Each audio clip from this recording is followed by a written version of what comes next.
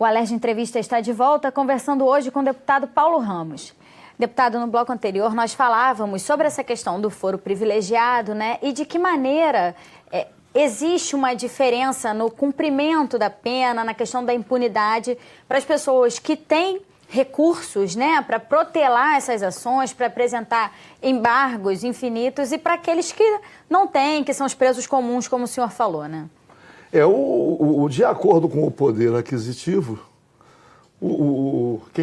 quem sofre a persecução penal contrata bons advogados e vai levando o processo até a última instância. Mas, se o Poder Judiciário fosse mais ágil, isto não significaria a possibilidade da prescrição. E aí não precisaria haver essa discussão sobre o cumprimento da pena a partir da segunda instância, Deveria, né? Inclusive, o Poder Judiciário ser penalizado, vou usar essa expressão, quando houvesse a prescrição de um crime.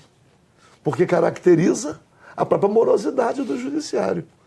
Porque o Poder Judiciário tem controle das ações penais. Então ele sabe quando vai prescrever este ou aquele caso. Então nós dizíamos, a inviolabilidade. O deputado é inviolável.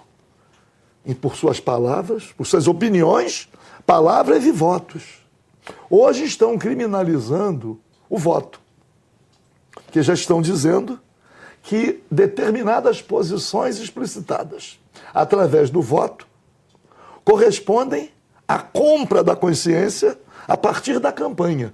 Isto é, contribuiu para a campanha, mesmo declarou que recebeu contribuição de um determinado setor econômico, declarou, está lá. A lei permitia, até a última eleição de 2014. Contribuiu para a campanha, a contribuição foi declarada. Vai ver o voto. Se o voto contemplar o interesse de quem colaborou, a interpretação hoje é de que o voto já foi previamente comprado. Tem havido essa interpretação.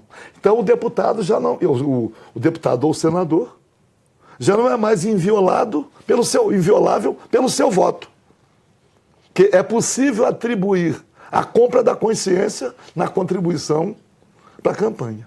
Isso não significa que não existam, de fato, casos assim, né, deputado? Casos específicos em que, por exemplo, grandes empresas agiram no momento da discussão de um determinado projeto, uma medida provisória, né? E aí, quando você pega a relação das grandes empresas, elas contribuíram praticamente para os candidatos de quase todos os partidos. Uhum. Então, como é que fica? Agora houve a proibição, ótimo. Já não tem como. Mas o deputado ou senador, no exercício hoje do mandato, é inviolável pelo seu voto? Já não é mais inviolável. A inviolabilidade já foi quebrada. E aí o que acontece? Todos ficam dependentes. Todos ficam... Por quê? Basta uma delação. Se alguém conhece, pega a contribuição de campanha para um adversário. Está lá. O setor tal doou.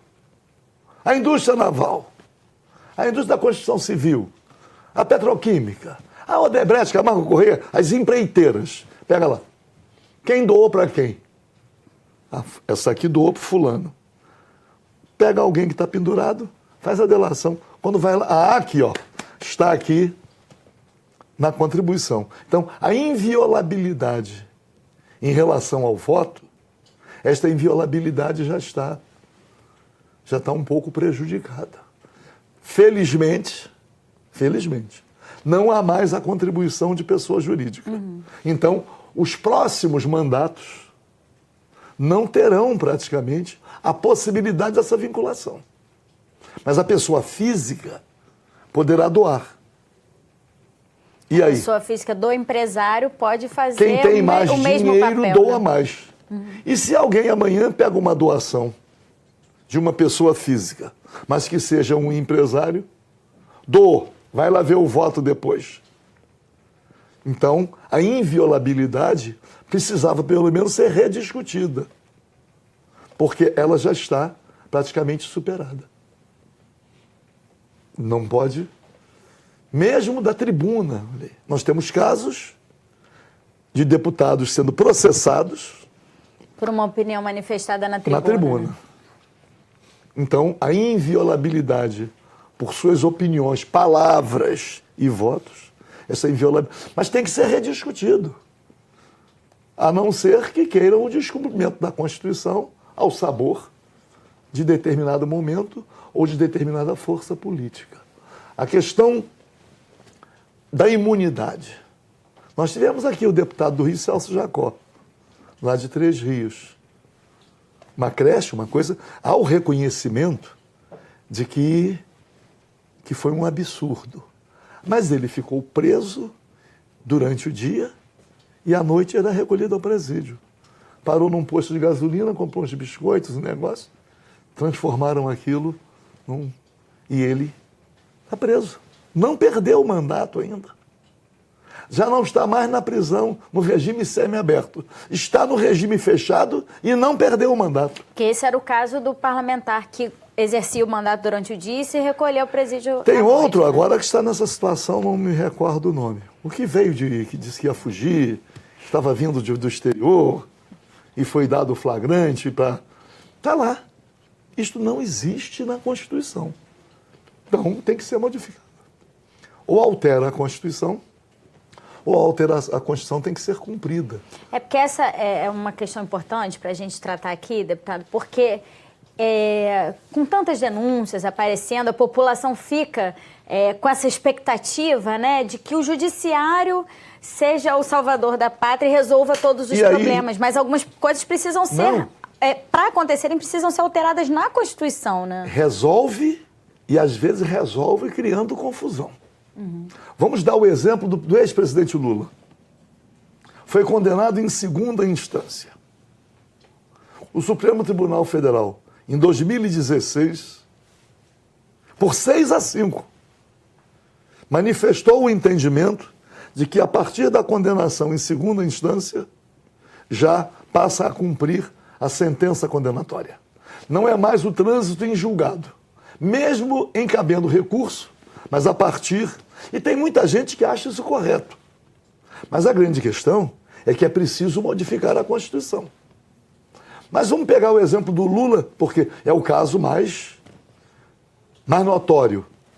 Mas por que o processo andou mais rápido do que o processo em relação a outros? Condenações em primeira instância, bem anteriores, ainda não foram julgadas na segunda instância. E em relação ao presidente Lula, a velocidade foi maior. O judiciário é um processo seletivo, decide quem vai ser julgado mais rapidamente. É deferido ao Poder Judiciário essa possibilidade, é deferida. Então, e eu não estou aqui fazendo uma defesa. Estou querendo demonstrar a insegurança jurídica. Porque o que vale para um tem que valer para todos. Tem que valer para todos. A insegurança que isto causa.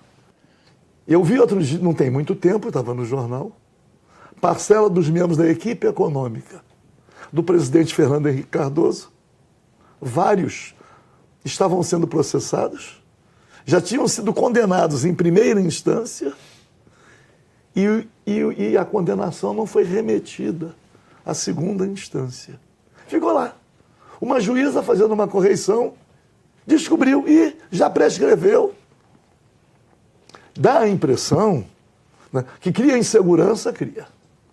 Mas a desconfiança e a confiança no Poder Judiciário tem que ser total. Pô.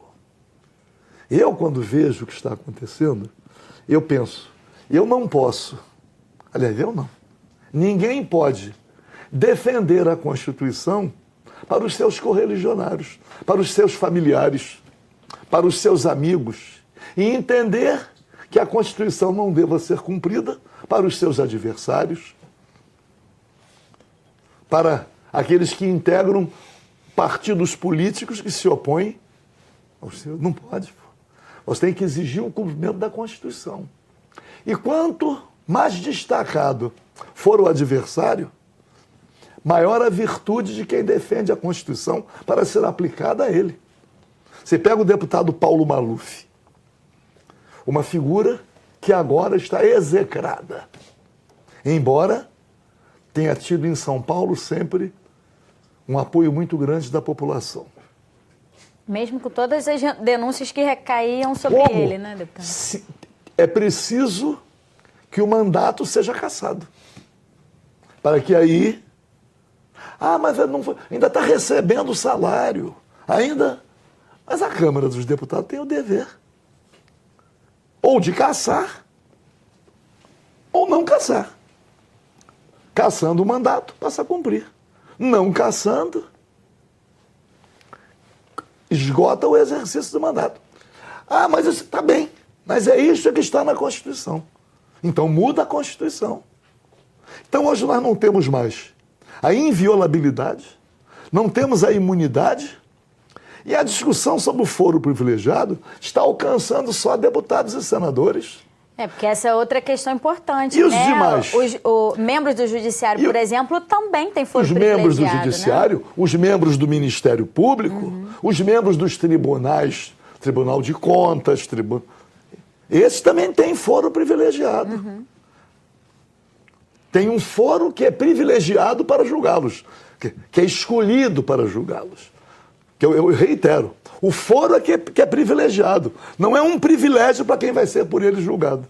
E aí a gente volta para aquela questão, né? O que vale para um tem que valer para todos, né? Quando o ministro Barroso deu o voto dele nessa questão que está sendo votada no Supremo, que seguramente vai transferir para as instâncias primeiras os crimes praticados fora do exercício do mandato, o ministro Barroso foi contestado pela mídia. E quando ele deu a entrevista depois, ele quis dizer que o voto dele alcançava os demais. Mas ouvindo o voto que ele deu, ele não fala nos demais. Ele só fala nos deputados e senadores. Não ficou expresso. Porque às vezes é muito fácil surfar na mídia. Para quem exerce mandato, então, é muito fácil. Basta olhar a opinião dominante nos meios de comunicação e se incorporar a ela. No dia seguinte é motivo de todos os elogios, né? Ou pelo menos a não recriminação. Mas basta enfrentar com argumentos. A Constituição é que garante o Estado democrático de direito, que está correndo risco. A Constituição não vem sendo cumprida, não só em relação à inviolabilidade, imunidade ou foro. A casa não é mais o asilo inviolável. Residências estão sendo invadidas, escritórios de advocacia, gabinetes no Congresso Nacional. Recentemente, né? Então, eu fico observando se isto não é uma forma de justificar a injustiça praticada aos menos favorecidos. Porque vai dizer assim, esses agora que vão ficar esquecidos de vez. Já me falaram, mas por que você não vota para soltar todo mundo que está preso provisório? Porque não cabe a mim. Eu não tenho a competência, nenhum deputado ou senador. Não é atribuição. Não é atribuição. O que a gente tem que exigir é que a lei seja cumprida. Não pode permanecer indefinidamente preso. Tem que ter o julgamento, pô. Mas o judiciário não faz. Então, é algo assim duro, porque a desinformação corre solta. Por outro lado, a revolta, que é muito grande, faz com que as pessoas também não queiram tomar conhecimento. Justifiquem tudo também, Justifiquem, né? tudo. Aí fica a paixão. Quando ama, quer que a Constituição não seja cumprida para proteger. Quando odeia, quer que a Constituição não seja cumprida para prejudicar. E aí como é que fica? Então, é uma luta muito difícil. E essa discussão sobre inviolabilidade, imunidade e foro privilegiado é um dos debates mais importantes, porque caracteriza a defesa maior do Estado democrático de direito. Da sociedade toda, né, deputado? Infelizmente, nosso programa está acabando. Queria agradecer mais uma vez a sua participação na Alerj Entrevista, deputado. Eu que agradeço. Espero que tenha sido minimamente esclarecedor esse debate. Importante que todo mundo saiba, né? Se você quiser rever esse programa, acesse www.alerj.rj.gov.br. O Alerj Entrevista fica por aqui. Até a próxima. TV Alerj, o canal do povo fluminense.